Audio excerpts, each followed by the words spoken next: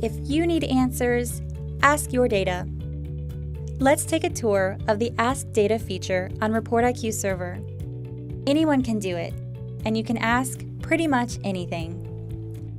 In this tutorial, we'll run through a few Ask Data examples. First, I'll show you how to get to the Ask Data screen. If you're on the home screen, the easiest, fastest way to find anything is with the search bar. What we're looking for is accounts payable or AP related data.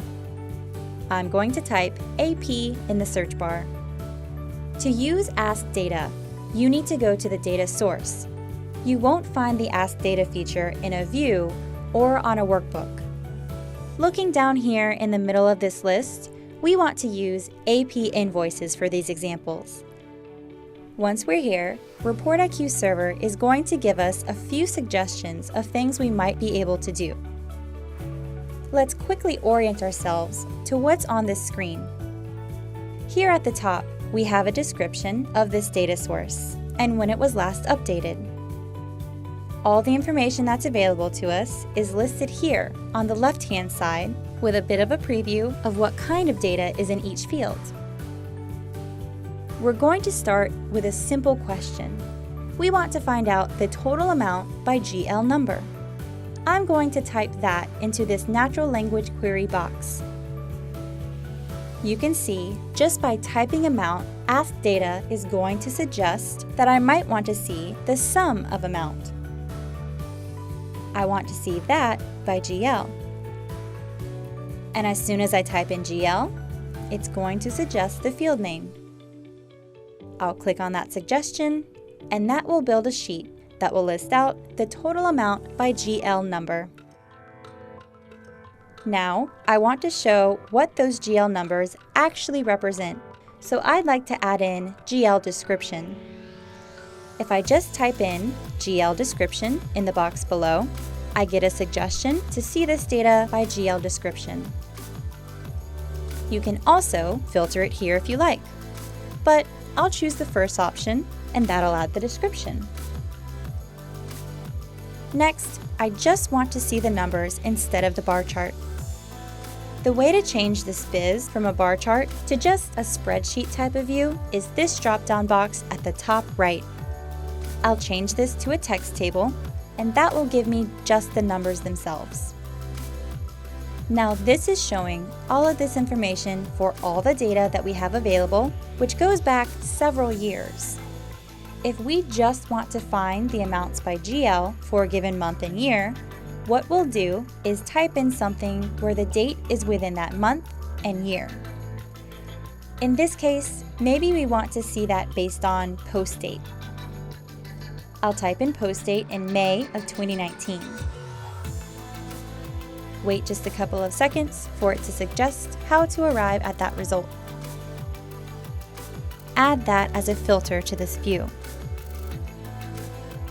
I want to refine this list just a little bit further. This is a lot of GLs. Maybe I want to look and see the top 10 or 15 based on that amount. Really easy, just type in top 15. Ask Data is going to suggest amount or number of records. I'll use that first suggestion. Here it is, based on amount. And now we have our list of top 15. Now, to start asking a totally different question, we want to clear out our current view. I'm going to use this Clear All button. I can start with a new set of questions. This time, we'll want to see the amount by vendor. Wait for it to make a suggestion. Now here, I've got a couple of options. I can see either the vendor name or the vendor number. I'll go ahead and pick the vendor name. Now let's see this for a certain time range. This time will be based on the check date. So I'll just type in here where check date is May of 2019. You see, I didn't type it exactly right, but Ask Data is still going to come up with a suggestion that recognizes that field, even though I've got spaces and maybe some things typed a little differently. Now we're looking at things in May of 2019, and I'll go ahead and filter this to only those items that have not been cleared. I know from looking here on the left that the cleared field is a field that's a flag, a yes or no. I can also just say where cleared is in. It will suggest a filter cleared to no. These are all of our uncleared items. Now that we've got a very small list, we probably want a little more detail. We're going to look at the line numbers and voucher numbers. I'll go ahead and type in by voucher and line description. It didn't recognize my query of line description, so I'm going to look over here and see what I could do a little better to ask my question. I can see that line description is all one word. I'll try to match that field name since it couldn't guess exactly what I meant in this case. Now it recognizes that I want to break down by both of these things. Again, this bar chart might be a little bit hard to follow, so we can change it from the bar chart to a text table. Here's all of our voucher numbers and line descriptions across the top and the amount for all of those things that have not yet been cleared in May. Now I want to do a different analysis. I want to look at vendors across an entire year. So we'll clear all and start over. Let's take a look at the top 50 vendors just by typing it in. Ask Data is going to ask us top 50 vendors based on what? Maybe I wanted to give it some more information by saying top 50 by amount. Let's do this by name this time. This is our top 50, again, across all years. I'd like this to be in a particular year. In this case, that year would be based on post date. I'll type in post date in 2019. We get a suggestion back, and we'll click on that first suggestion. This is useful information, but maybe now I want to see how that's changed over time. Instead of post date in 2019, I'm going to go ahead and get rid of that. Any one of these boxes you can change at will. You can change that just by clicking on it.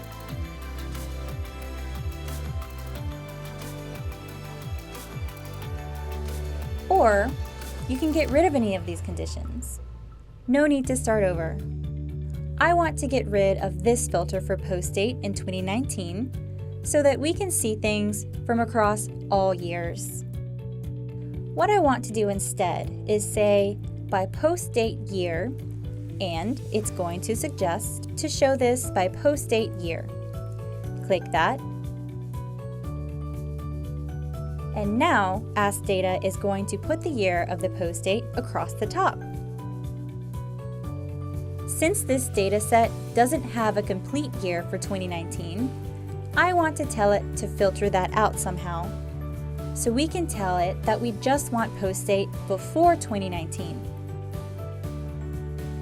Now let's see how it interprets this, and maybe we need to change our query. If we have a post date ending in 2019, that's not exactly what we want. We want post dates ending in 2018, and nothing beyond that. So go ahead and make this 2018, and click on that suggestion. Now we have 2015, which is the first year in our data set, and it stops at the end of 2018. This viz is allowing us to compare vendors across years. If you hover over any of these years in the amount axis and click the sort icon that pops up, you can see who are the top vendors in that given year. Here, we're looking at the top vendors in 2016. Here, we can sort it by the top in 2017 and see how things have changed. This next portion might be permission limited. It's possible not all of your users will have access to the following capabilities. If the user does have permission, they should have the ability to save this elsewhere on the server as a custom report. Let's say you've done all of this, you've got a nice view, and this is useful. You want to save it and use it later. You can hit Save As and decide where to put it. I'll go ahead and put that under Demos.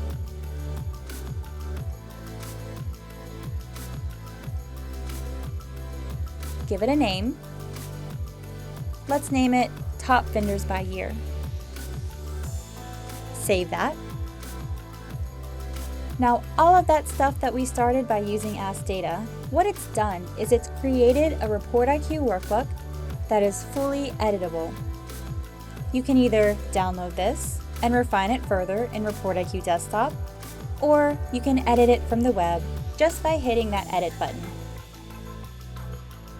Now you have something that's more of the familiar ReportIQ Desktop interface, where you can start to build out dashboards, refine your tooltips, and so on. Would you like to export any of that data? To export the data, you would have to save it as a workbook. Let's say that you have a text table here. You can click on this and view the data. Then you can export from here. Let's select these top several items. Just drag a box around it and view that data. Now we can export all of this data